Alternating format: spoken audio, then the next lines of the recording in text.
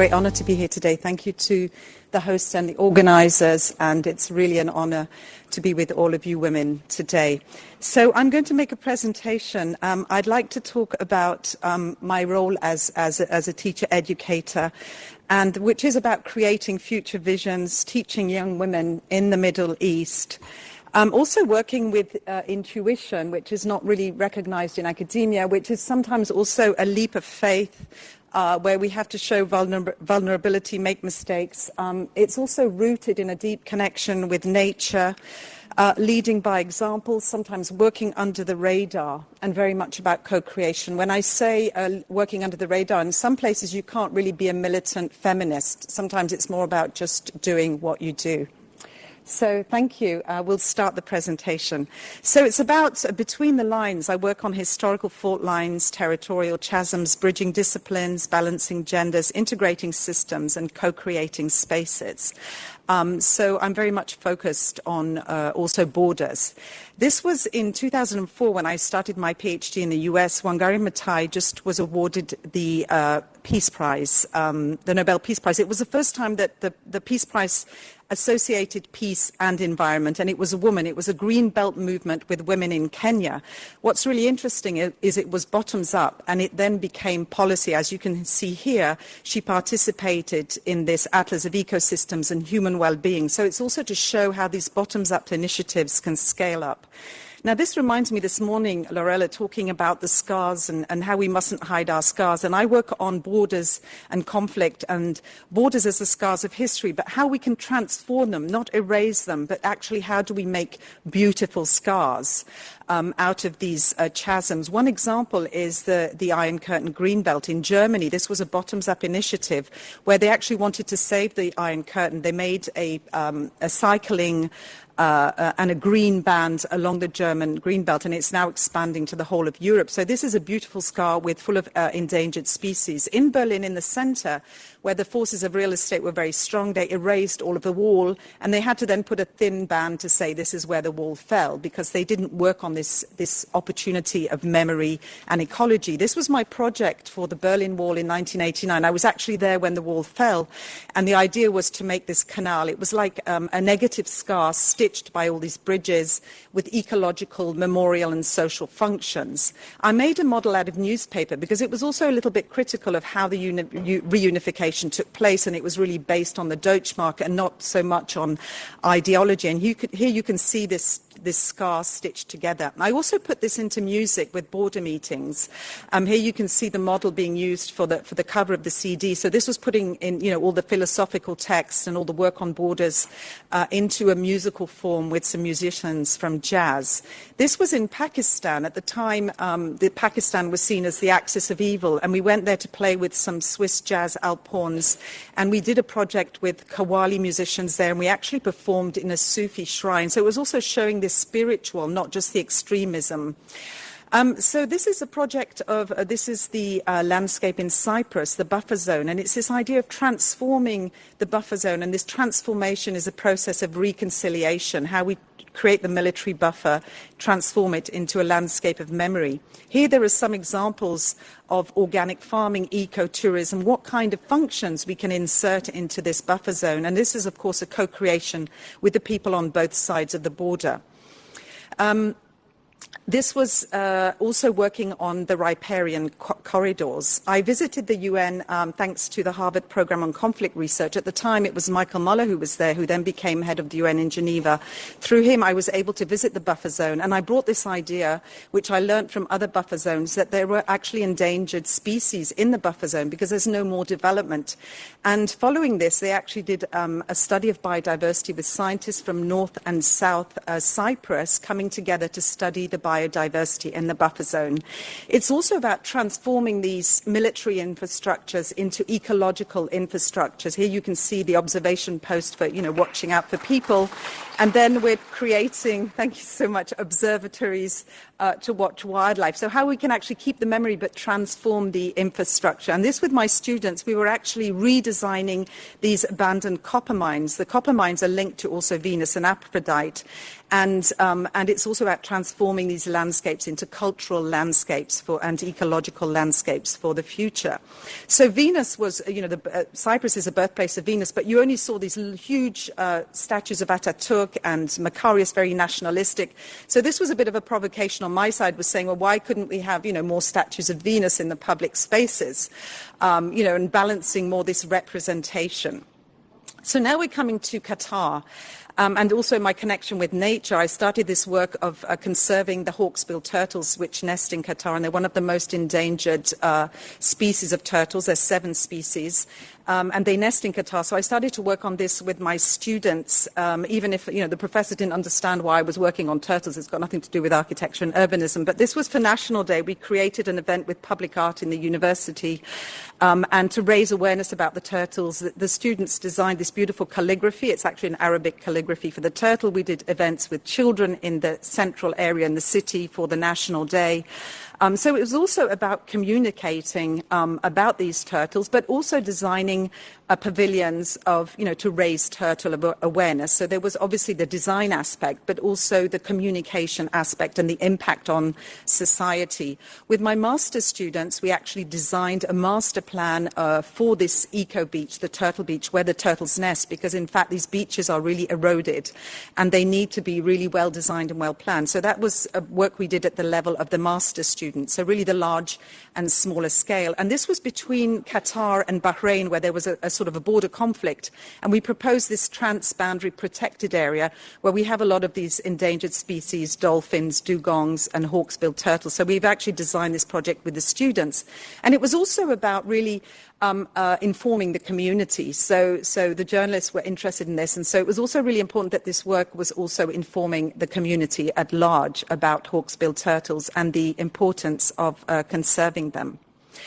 Then to move on to another project. This was a music project we developed in Switzerland for the opening of the Swiss Embassy, and it brings together American jazz musicians. This was with my late husband, Cheo Solder. And we have this, the alphorn player, Aliana Burki, and also bringing together musicians from Qatar. So it was really building these bridges in the desert. And here I like this image because, to see how nature sort of takes back its territory. And the silence, it's also this silence of the desert, which is also very spiritual, but also very creative. Just showing this was actually a sort of bridge between Switzerland and Qatar because it was the opening of the Swiss Embassy. So it's really, bringing together the musical landscape, the ecological landscape, and the cultural landscapes together. It's sort of a form also of cultural diplomacy. So this happened again last year in Bahrain. So we played with the Bin Faris Ensemble in Bahrain, once again with Aliana Burki. She's a female alphorn player. There's a few of them, but she's very well known. And also we're now moving from Bahrain to Boston. This is where I lived in Lower Roxbury. I was first in Cambridge, then I moved there with Cheo, my late husband, and we actually created a little small park there. It was an underserved community. The city was not building any public spaces, and it was just below us. So we worked with these young architecture students, and we created a memorial to Frederick Douglass because, in fact, he had an office there, but the young kids didn't know who Frederick Douglass was. He was an abolitionist and a very well-known abolitionist. So we created this space. You can see here the music, the young kids. And so the idea was also to have a public space co-created with a community with this memorial, but also so that they would know who Frederick Douglass was. And he would have a memorial actually in this neighborhood and in Boston. There was also some, political fights. We actually had to go to the city to kind of reclaim the space. Once we started building it, they said, oh, it doesn't actually belong to the land trust. And in fact, there was some legal red tape we had to get through. So that was also part of the process. And here we are with the community and the different, this is a co-creation with the activists, with myself as an architect, with Design Build, and with all the community at large, which was African American, but also with other cultural backgrounds. So coming back to Doha, this was at the university. I created what's called a living laboratory for the food, water, energy nexus. So since I arrived there, it was about growing food in Qatar, and people thought this was a bit crazy because it was actually a desert. And this idea, here you can see also the stakeholders. It was also about working not just in the academia, but with the private sector, with government, and with NGOs, and bringing all these people on board to actually create this living lab at the university, which is in a way a microcosm of the city. So it's like an experimental laboratory for working on food, water, and energy nexus. And these are also the university stakeholders. And one of the important things was working also with the migrant workers. So we worked also with the different migrant workers. A lot of them are from Nepal. They actually have farming skills. So it makes sense to bring them into these projects of urban farming. We had an international conference. I had an international research grant for this. And here you can see at the front, important, we had the president of the university. It was important to get him on board. We also had the head of the public works of Qatar, the head of the NGO, one of the head architects, and then all the researchers. Here I'm actually chairing an agricultural conference, and this was for me very important because that's where I met our partners from the farms, the global farms. So they were developing these kind of more technological systems.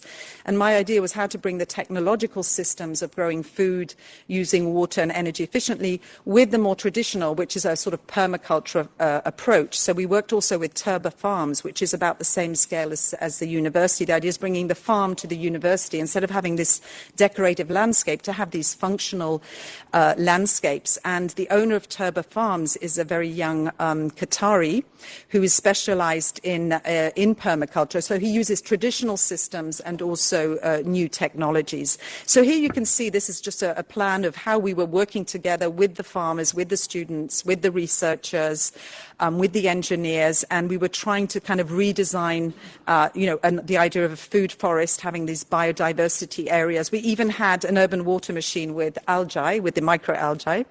And here we're visiting the Turba farms and, seeing how this permaculture, this was actually a field they were able to grow all year round in Qatar because they were using different local kind of plants to be able to grow food all year round in Qatar. So we were trying to learn from this and to bring this to the university, to the living lab. Here we can see on the left the permaculture specialists, the architects from our partner architects. These are the engineers from the university, landscape and building engineers. We have our researchers. And here in green you can see actually the Nepali workers. We actually built a permaculture garden in the College of Engineering. There are also our students. And I brought a specialist in soil from Chicago. We built a composting heap on the university as there was no composting. This is the design by our students of the edible garden. We did soil analysis, climate analysis. We worked with the Environmental Science Centre, so it was quite a serious project which we were funded for. But we actually also built it and planted the garden using the principles of permaculture.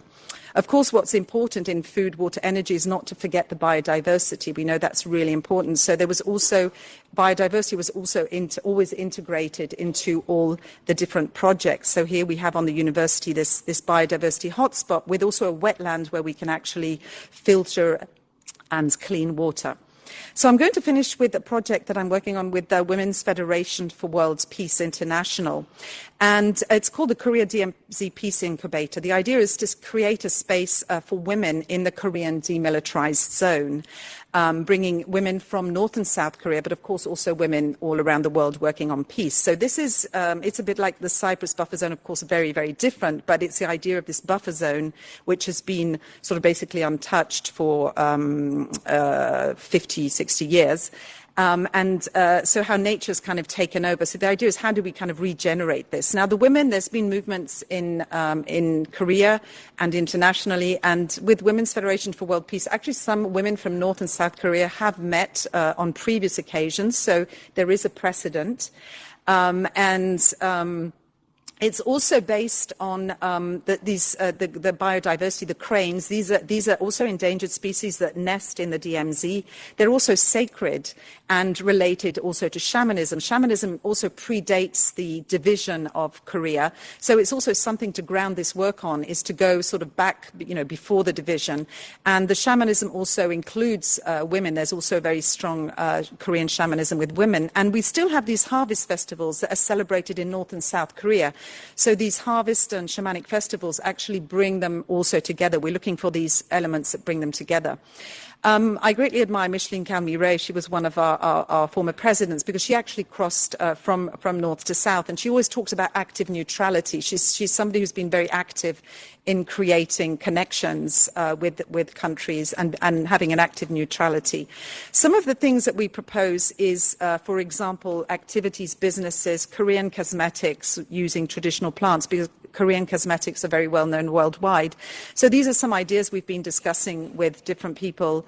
And there's also, we actually discussed this with Marie-Hélène Lair. She's Director of Sustainable Innovation in Clarence. It was an event in Lausanne.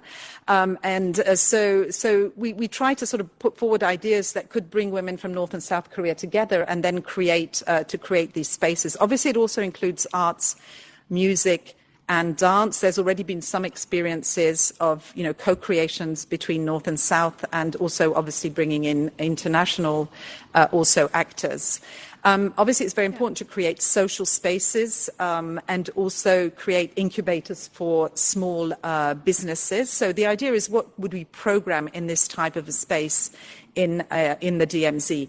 One of the ideas that's been put forward by Women's Federation for World Peace. Time, please. Yes, okay, I can't stop it because it's a video, so it's going by itself. So I think there's about 4 slides. There's like about 4 slides. Okay, well, that's it. Thank you so much.